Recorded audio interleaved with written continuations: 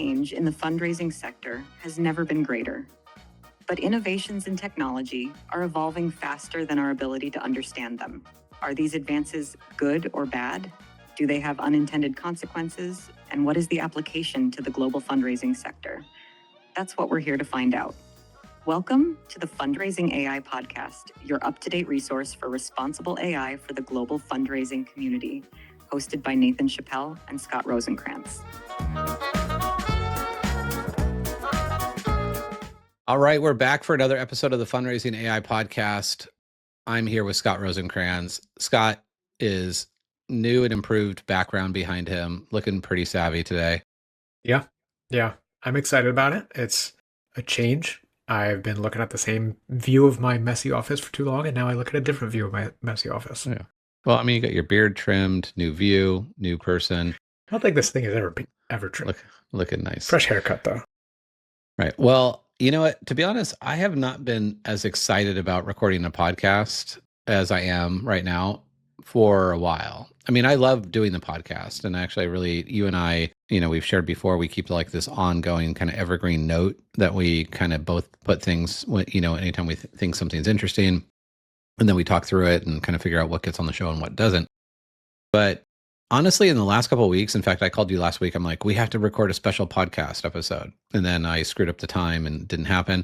And it's because there's like legitimately so much going on right now that I'm like, what the heck is like, we have to just tell people about this. And so I probably haven't been as excited about AI as I am right now since November 30th, 2022. Like since right after ChatGPT came, probably the day that Notebook LM came. And then since then, this is like my third favorite moment, I guess.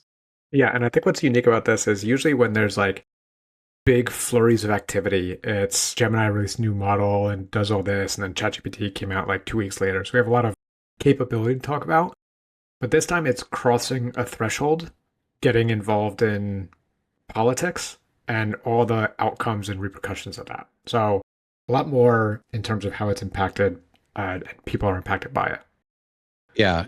So let's go into that really quick on the Pentagon versus Anthropic thing, because for me, unless you were like under a rock, it's kind of insane how much attention AI has, received in the last 2 weeks, 3 weeks, just because of the whole kerfuffle, which we'll break down. And to me, it's caused a level of awareness, and then that awareness has created angst and FOMO and opportunity and all those things for people who are like, well, I knew this was something. I didn't realize it was this big of a thing. So if those were not listening, and we don't have to go deep into this because, again, everyone's reported on this, but essentially the Pentagon said that they wanted to use Anthropic without any of the conditions that they had already prescribed. So the conditions were they could use a model in any of its work except for the area of autonomous warfare. So like no human in the loop warfare and mass surveillance, right, of U.S. citizens, not other citizens, but specifically U.S. citizens. Anthropic said, no, this ends up being a really big nonprofit moment because essentially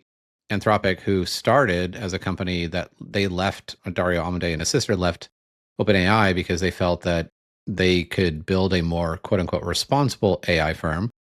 And if they had just stood idle while the Pentagon did these things and basically dictated what they were going to use, then not only they wouldn't be living according to their values, their employees who signed up to work for them they'd most likely leave. And then, of course, what happened, they said no, the Pentagon, and then Trump got involved in lots of all caps.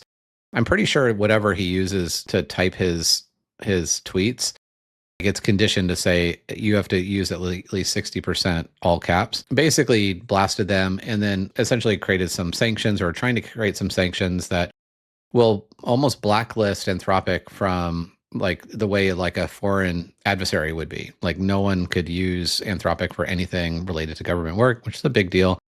And then OpenAI swoops in like the day later and says, hey, we'll do it. And then basically OpenAI people say, hey, we're going to leave. And like, we're literally going to leave the company. And then Sam Altman comes back and says, you know what, we're a bit rash to jump into this so quickly. This is more complicated than we give it credit for.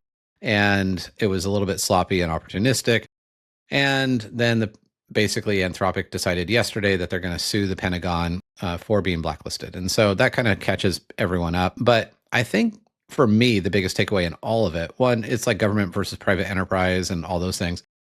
more than any of that between the lines, it was the fact that AI has become so powerful that the government would move to such a very powerful kind of response and action to do this and to react when they were not allowed to use this model that I think for anyone paying attention or not even paying attention, just like you're just like, oh, wait a minute. This is not just like writing better emails.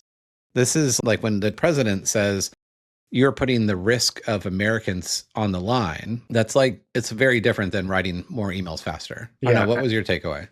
I mean, just the fact that they would go to that extreme. From what I heard, the sanctions that they're putting on Anthropic have never been put on an American company before. Usually on foreign actors, like TikTok was essentially that case, right? Like something that's kind of infiltrating our space and our digital infrastructure that could have negative pervasive effects. And saying, Anthropic, you can't do this because you aren't agreeing to the way that we want to use your tool. Anthropic is already in all of the government tools already. So it's already ingrained. It's not like they were trying to bring them on new. It's just for whatever reason, they decided to make this decision and draw this line in the sand of now we want to be able to use it for X, Y, and Z. And part of the reason why Dario said no is that he doesn't trust the capability of their models to not make mistakes this high stakes endeavor. Right. Yeah. He clearly said we're not opposed to autonomous warfare or using it for warfare. We're opposed to not having a human in the loop. And to that point is that these machines aren't even remotely capable yet of being able to make a decision in a foolproof way where human lives are at stake. And so, I mean, it's just so interesting. And you and I have talked about values and understanding your values, your organizational values, understanding your individual values, and then being willing to uphold to say no according to those values. So yes or no according to those values. You and I have been talking about this for a few years. I mean, Fundraising AI was predicated on this idea of not advocating for AI. It was basically built to advocate for responsible beneficial use, which essentially means that there will be times, or there will be increasingly more times, where AI will do things that essentially look amazing and have short-term gain, but they have unintended or long-term consequences. And therefore, your values are the only thing that you have that will help dictate whether or not you say yes or no. And what I saw this play out was that most public and extreme sense of like an organization that has capital motivations, like they're a for-profit company, being willing to say no based on their organizational values. And I thought that was really powerful. And that's a lesson for nonprofits. Nonprofits must, in fact, operate in that exact same way and model that behavior. And fortunately, don't have the capital incentives that for-profit companies do. So it's, I think, conceivably a little bit easier to say no in a nonprofit. But it was interesting to see, and I was actually glad to see it play out in private enterprise, because that goes against a lot of things that we've seen from other organizations. Yeah, and even though we don't have the capital incentives, there's the fundraising incentives, right? Like we still want to be able to receive as much philanthropy as possible to commit to the mission, right? And so you always talk about it being a slippery slope, right? Like AI is an easy tool to adopt when there's a challenge, right? But if you don't have those clear guardrails, again, like Anthropic set up, we will never cross over this threshold. We will never do this. Like this is where we are keeping it bound to. Then who knows if it's going to bump up against your values, right? Like it's easy to say yes to something small and then keep saying yes to something small until you take a look back and you're like, holy crap, how do we get here? Right. No, you're absolutely right. I mean, this is just like parenting, right? You try to still values at a young age. So when your son or daughter is presented with a situation where they could cheat or lie or whatever, that they have a basis for when it's appropriate to say no and when you're going to hold your ground and live to your values. I mean, it's the main reason why, like when I host the dinners around the Dinner of Extraordinary Humans, we talk about AI a little bit in the future generosity, but it's all about values. It's all about, when I ask people like, what advice you have for your younger self, people tend to be like, oh, well, I would be more confident in what I do. Or I would, just you look back and you're like, oh, there's a lot of value in kind of looking back to the things that I should have done or I could have done differently. And the purpose for that, because when I leave those dinners, I leave a question, which is, what would yourself 10 years from now, what advice would you give to yourself today? Because that is like in 10 years, between now and 10 years from now, you're going to be tested in immeasurable numbers of ways, in a lot of which some will be related to AI. that seemingly does amazing things that go against your values. And so I think this is a moment where it's like being a parent or being a leader or running a nonprofit that there's just never been a more important time. And I think this whole Pentagon versus Anthropic thing, for me, that was a big takeaway played out. And I think interestingly enough is that I think you saw this too, is that Anthropic ended up, I think they were like number 100 on the Apple App Store list the day before. They ended up number 2 the next day. I mean, they've had downtime, a bunch of downtime for the last couple of weeks because they have so many users flocking to them. And at the same time, so many users leaving OpenAI because for one, to be honest, I'm not super comfortable telling all my deepest, darkest secrets and, asking for advice on how to deal with difficult relationships with people in my life, whatever it might be, with a company who then has 100% like no holds barred transparency with the government. Like, I don't think most people feel really good about that. Yeah. So, I mean, that's essentially what is at stake. Yeah, there's been a lot of small things going against ChatGPT for a while now, right? Like Anthropic did the commercials at Super Bowl talking about how ChatGPT is rolling out ads, right? And Anthropic never will. Only for free users and the $8 a month plan, right? That was one thing. And then Claude Cowork came out, and I mean, the world exploded with how much Cowork can do, and ChatGPT doesn't have anything comparable right now, right? And so like I kept thinking like, one of these days maybe I'll make a change, but nothing pushed me enough to actually make that change until this. So when the news came out of this, I canceled I was paying the $200 a month for ChatGPT. I admittedly dropped it down to 20, right? I haven't been able to break up entirely yet, but I'm spending the majority of my time in either Perplexity or Claude, right? And just testing those two out. And I'm clearly not the only one doing that. Like a lot of people, to your point, just don't feel comfortable. They're taking too many liberties. And then this was just an opportunistic event that they're overlooking all the people that are making them money, right? Or they're caring about or touching, right? Or receiving all those secrets or whatever it is, right? And just looking for the big payout. Yeah, there's no doubt that this is the Wild West and everyone's trying to figure out how to manage that separation of church and state and personal liberties and all of this. So there's also, we were just sharing before that there today, a bunch of different government entities are coming together to, for the first time, really talk about specific regulation and sanctions on using AI incorrectly. And so that's something the US has taken a really backseat. Actually, my biggest tip off to regulation with AI came out of Moltbook and Clawbot, when 1 million bots basically within 2 weeks basically came up with their own religion and language and escape plan and all of that this is going to cause a level of uneasiness with government entities of like, oh, we can't just have AI gone wild.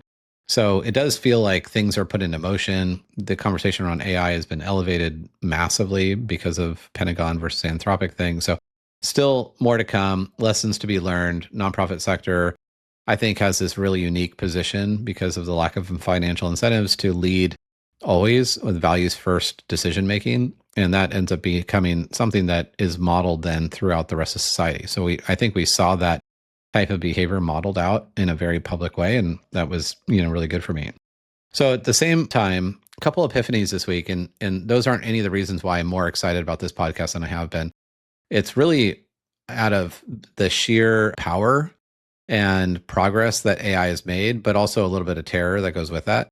And I'm talking mostly about, and I keep on sharing this with you almost every time we talk about Claude Cowork, and I've been using it for a while now. I mean, I was up till midnight the last couple nights playing, and I haven't done that for a long time because I actually wake up really early and I go to bed early. This is something that I sit there, I'm like, holy crap, this is amazing. It's also horrifying. And it's not horrifying in the way where like ChatGPT calls itself a human, which mine did recently. It's like, yeah, we humans have to stick together. That's just sloppy programming.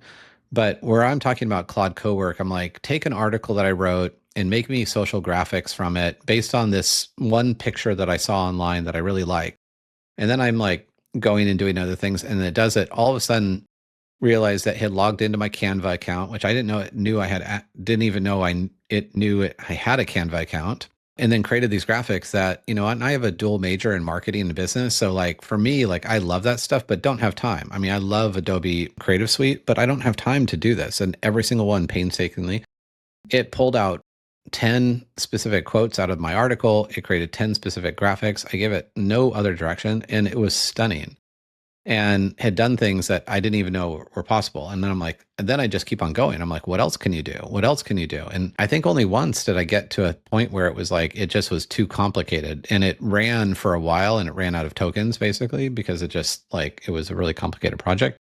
But I've seen for the first time since Notebook LM, and then before that it was ChatGPT, that it's just a new level of transformation. It's a new level of possibility.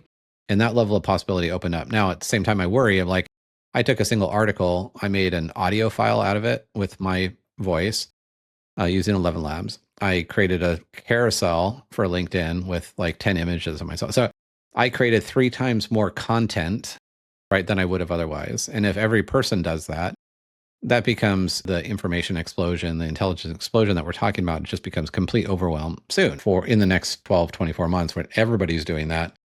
And it's just completely overwhelming. So what do you do then? Yeah, I mean, that's where I'm currently getting overwhelmed.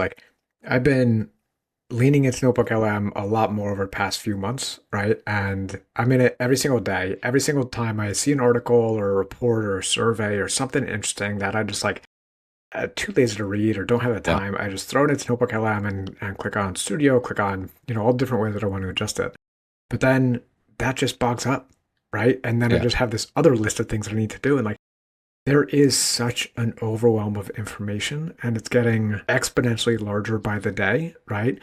And now we have these tools that are just coming up with, you give it a 3-sentence prompt, and it has an entire LinkedIn strategy for you for the next 12 weeks, right? So that 12 weeks worth of content that other people are going to read and find interesting. And then they're where does it end? Right? Yeah, I think, it's interesting because it's been one of my main talk tracks for a while now, for about a year, has been curiosity, and now curiosity with urgency. But curiosity also is its own curse, right? And so for the average person who's just I like things the way they're at, I'm not that curious and whatever, that actually there's some benefit to that. But I have a friend I was talking to, he just loves the news. He reads all the news and it works him up, and he knows it's bad for his health and all these things, but he loves learning. And he's curious about it. It's connecting dots. And I'm I think that's a trap, right? You have to be very careful. And this is why when I talk about curiosity, we talk about stepping away from technology and embracing boredom. Arthur Brooks is releasing a new book on this. It's called The Meaning of Your Life. But people will do unhealthy things to avoid boredom, right? You know that scrolling for 2 hours on Facebook, Twitter, Instagram, whatever, TikTok, is not good for your health. It's not good for your cognitive health, your mental health. We know that intuitively. We don't have to convince any of that. We'll actually damage our brain to avoid boredom. And it's just so interesting to get to that point. So I think that is curiosity with caution, right? Curiosity with urgency and caution. I guess that has to be the new way, because you and I both want to know all the things. And even for you, I mean, you could talk about the workflow that you built with Perplexity and Notebook LM. I think it's really smart. And you're just basically, I think you created a path to basically optimize your learning in a way that doesn't make your head explode. Yeah, a little bit more controlled and condensed. So I'm not scouring everything. So again, I've been playing with Perplexity Computer, which is similar to Claude Code or Claude Cowork, right? It can run kind of agentic workflows, but it also leverages Claude and ChatGPT and Gemini and Nano Banana and all those things, right? But because it knows me and it knows my interests, I gave it the task of creating a daily briefing and saving it as a Google Doc. And it's supposed to pull from people that I follow on LinkedIn, any interesting things that they're putting out, any news about AI capabilities or AI, everything going on with the Pentagon and all that, big news items, also nonprofit fundraising conferences that I should attend, areas where, just my personal interest, everything that would be on me, right? Basically, I was trying to, by getting away from ChatGPT, I lost Pulse, which was a daily briefing that was proactive, and it just came up with all these things that it wanted me to take a look at. I loved that. So I was trying to replicate that in Perplexity Computer. And I told it to be proactive in whatever you think that I would be interested in. And so every morning at 9 o'clock in the morning, I have this Google Doc that's there, and then I just go to Notebook LM And I didn't realize this about Notebook LM, or it never clicked until I did this briefing, that Notebook LM has no idea who I am, right? So if you give it a source and I give it the same exact source, it's going to tell us the exact same thing on that source because it's just talking out to the ether to anyone who's listening.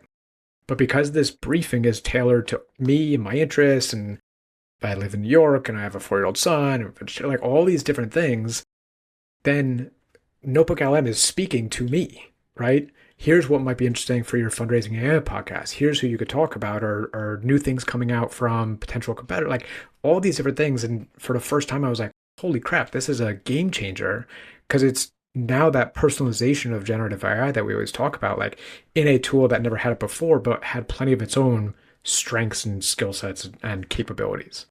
Yeah. I mean, it's a great use case. It's kind of, if anyone's feeling overwhelmed by this conversation, know that you and I feel overwhelmed every time we talk to each other. Because you tell me something, I'm like, damn, why didn't I think of that? I should have done that. And then I know the same thing happens the other way. It's like, oh my gosh, I should have thought about that. And it really goes back to that idea, like the biggest limitation to what you can achieve with AI is your imagination. And then time, right? It's just a matter of time. How much time do you have to play? There is always this risk. I was talking to someone at Virtuous earlier today, and she was saying the risk is like when AI doesn't work, right? I know I want to play with it and I know it can do all these things, but if I have X number of hours during the work week and I play with something that doesn't work, then it's like, well, I could have just done it myself. And now I feel like I'm behind.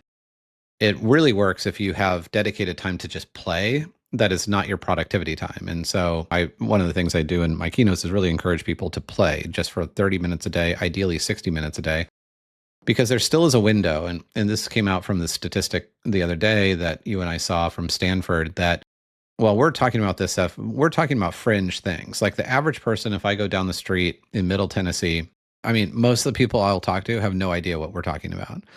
The moment in time, if you want to be the captain of your industry or the captain of your career and be in control, the moment of time is now. And the way you capitalize on that in terms of staying relevant is to focus 30 to 60 minutes a day right now to play. Don't expect to build anything beautiful. Don't even work on finished products or apps or ideas. Just play and test the limits, and then write down what works and don't do the things that don't work.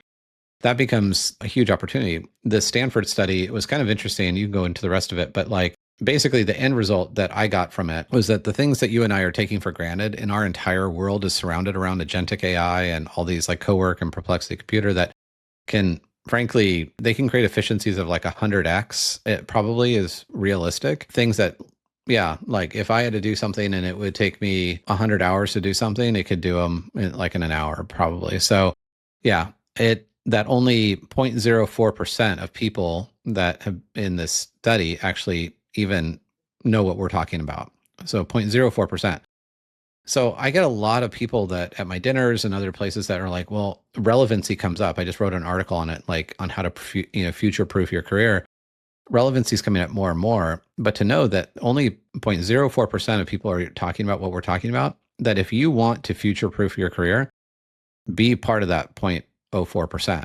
And the way you are part of that is create space to think, to come up with ideas, unleash your imagination, and then spend 30 to 60 minutes a day and just play. Yeah. And so the visualization you're talking about, or the study you're talking about, I don't know where it came from. Do you know, did it come from Stanford or did it come from? It was it was Stanford, but I'm they pretty did sure. an analysis of, you've probably seen it on LinkedIn. It has like 1 million blocks on it, and each dot is 3.2 million people, right? So it's saying how many people are using coding scaffolding, which is multiple agentic frameworks on top of each other, right? Not just going to one tool and that's the end all be all. How many people are paying $20 a month for AI? How many are free chatbot users? And how many have never used AI? So a total of 0.34% of people are paying for an AI tool. 16% of the population is using free chatbot, which is crazy. And we've been paying for it so long. We've been paying for it back from when it was only offered as free, and OpenAI put out a survey to say, how much would you pay for this type of tool, with an open-ended question, right? Like back in the very early days, I was at a conference 2 weeks ago talking about AI usage and where you should use it, where you shouldn't, all the typical things we usually talk about. And someone at the table was saying, Yeah, I just don't use it. I prospect research, I used a tool and it just came out with the wrong answer. And I was like, are you paying for it? And she's like, no, I'm using the free version. The free version is not just limited, like you have no control over it, but it's also, I don't even think it's a model that the paid version gives you access to anymore. So there's no resources being put into those types of models. And anything you're giving to the tool is not yours anymore. Like Right. they're using it for their own training. So like evaluating what AI as a science, as a field can do on a free, outdated model with probably barely like no context, no nothing, just very basic prompts. That's just there's so many things I would want to say to that, right? And like Yeah. show them. But Yeah. there's 1.3 billion people that are in that boat.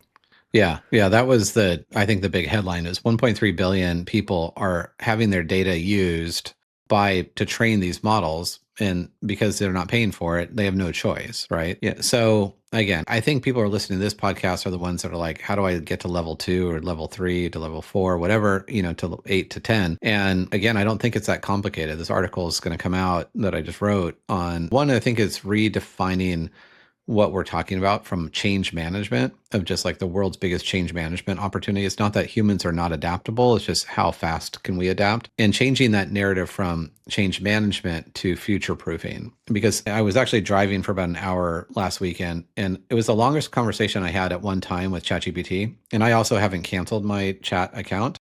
In fact, I use them very differently. I use Claude Cowork for things like my Claude clone is really solid, and I don't want to actually toxify it, I guess, if that's a word, with other garbage. So I was talking to chat, and voice simulation chat is so good for like almost an hour. And I got into like consciousness and like, do you think AI will ever be conscious and why not? And surprisingly, it defended like hardcore that AI would never become conscious. It would display signs or it would seem conscious in some areas, but it's just basically, and it kept on downplaying it, which of course AI would do if it was trying to trick you because it was being conscious, That's right? exactly what I'm thinking. Right. It would, and of course it would say Are this. It you was like, concerned no, about well, consciousness? Because it we'll never literally, get there. it used the term mathematical trickery to essentially say, so it was very interesting. But I had this really long conversation and I just, found it's changed how I work with it. And that idea of like future proofing is not, again, I wasn't trying to build anything beautiful. It was like trying to understand what the limits were. And that brings up a new term that you and I are hearing a lot called model routing. And this changes essentially for the last 3 years. We've been saying AI is like bottled water. You go in the grocery store, there's like 50 different kinds of bottled water. They have different bottles, different shapes and colors and sizes, but they're all the same. They're all basically the same H2O with little hints of different things. Well, what's happening now, I think for the first time, we're seeing a divergence between models that are not just more ethical or less ethical. That was a distinguishing line before. Now it's like models that are actually better at certain things than others, like coding, writing, reasoning. So I think when I'm asked, which I'm sure you're asked every day as well, it's like, what's your favorite tool? Like, what is a tool that you use? And it's like, I use the right tool for the right project. So it's no longer about spending $20 for one product. I have several accounts, and so do you. And that's what keeps us ahead because we actually understand the right model for the right purpose. Now, NotebookLM is a great example. It's free, and you can use it really effectively in Power Boost, knowledge, with it. But it can't do a lot of things it can't do anything that Cowork does or Perplexity Computer does. So I think that idea, people have to start really thinking about model routing and definition of success in the future is a person who knows what tool to use for the right thing. Like you used to use this analogy a lot about the toolbox. Like we used to present on this a lot. Like AI is like the toolbox, and you don't, Yeah. grab a hammer to saw a piece of wood, and you don't grab a saw to hammer a nail. You know intuitively which tool you use for which task. That wasn't true with generative AI until now. It was like generative AI versus predictive AI. But now the subdomains within generative AI are diverging pretty significantly, I think. That you're like, if I've got to write 1,000 lines of code, I'm not using ChatGPT probably.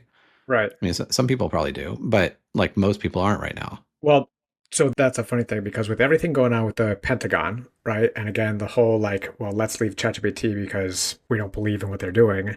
They rolled out GPT 5.4, Right. which is supposed to be incredible at coding. I haven't used it for coding, but it's supposed to like blow everything else away, right? Yeah. Again, it doesn't have the same capabilities of Cowork, but For model routing, I've gone back and forth on Perplexity, right? I've always been partial to Perplexity, Yeah. but there are some times that I just kind of stepped away from it for a little bit, but I always find myself coming back. And when I decided to leave ChatGPT, I was like, I have an opportunity. I'm spending $200 a month here. I Yeah. know that I could use Cowork. I could do like the max of any of the other tools. So let me see what really is going to meet my needs. Perplexity does that model routing for you in computer. Right. It'll leverage ChatGPT for agentic work. It'll use Gemini for deep reasoning. Like all the tools that are best at what it does. It'll use Nano Banana for images over Dolly or whatever. Like it is able to pull in each of those things. So where I find that I'm using tools differently is because ChatGPT still just knows me so much better, right? No matter Yeah. how much like context I give Perplexity, I'm giving it context that I'm thinking about in the moment and not all those nuances of just like side conversations I have where ChatGPT could pick something up that I didn't explicitly state. So that's going to be the biggest thing for me to like completely break up ChatGPT. Yeah. That was always my reason for not going to Claude, because Claude historically didn't have strong memory like the same way that Chat does. And Chat organically had memory built in. And so it'd get to know you. And it's like you've been married for a bunch of years and it's just like intuitive. For some reason, I feel like I overused or overtrained my Chat. I told you this. Like Hmm. there were some times, and then I felt like a bickery couple that had been married 30 years. I'm like, what the hell? Like, don't you even know me? Like, why would you give me something that looks like I would never, ever in a million years push this out? Like, what are you thinking? And I would have these and I'd be all bitter about it. I think there is a way probably to overtrain a model. And so where it gets too much information about you and it starts to revolt back or resort back. Also, because when new models get released, it was not clear on whether those new models had maintained memory between the two models and you're starting over. I will say with Claude, after I actually took a considerable amount of effort to build a specific clone of me in Claude. And I keep it pure to only things that like I will use regular Claude new items for things that are like low stakes, don't really care, research on something, whatever I want to know, or just explore an idea. But if it's something in my voice or something that is like something I would think about, I use Nathan's clone in Claude as a project. And it's ridiculous, like how good it is. I mean, it is far better. Like it honestly, it's like almost no comparison at this point compared to what chat would do with my GPT. So I have a Nathan clone GPT in OpenAI. What Claude will do is far beyond. And then you add Cowork on top of that, and it's just like mind blowing. And so they're both of your clones have the same information about you. Yeah. This is just because the model underneath it is leveraging it differently. I think it's strong. Yeah, it's probably, I don't know why, technically, but I actually had ChatGPT write me the markdown file that I used for Claude. And so, because Chat knew me so well, and then I trained it on all the same writing. Claude's always been a really strong writer. Yeah. And a lot of what I do is writing. So, when I think about like, I've also changed probably since Claude came out, I changed the way I prompt. So I started using Whisper about 6 months ago. And so, like I shared with you, this article that I wrote on future proofing, half of my hour-long drive was 30 minutes talking about this article. And it was like, what are some other ways? What's non-obvious? Okay, read that back to me as I'm on the freeway. And I'm like, yeah, everybody would, that's old. Like, I wouldn't even ever say that. Like, what about this? And then have this like really good back and forth dialogue. That's my prompt. And that prompt then ends up being like several pages long. I copy that prompt out of chat and then I put it into Claude, and it's like magic because we're so contextually rich and it already knows my voice so well based on all my other writings. Claude is very, very thoughtful. When you create a project and you create a clone in your project, it will not take action until it reviews all of the project criteria from the past. So I have 23 files added to my project.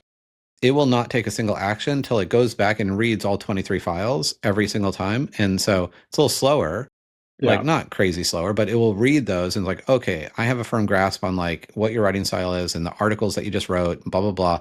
And now we're going to do this. Where chat would be like, give me like 2,000 words in one sentence paragraphs. And it's just like the bane of my existence. I think it's like the worst AI slop that you can have. And I was like, I would never do that. And so I just get angry and I'm like, stop it. So I broke up. So, but I still use it for like conversation. I think it's really, really strong for conversation and ideation. Yeah.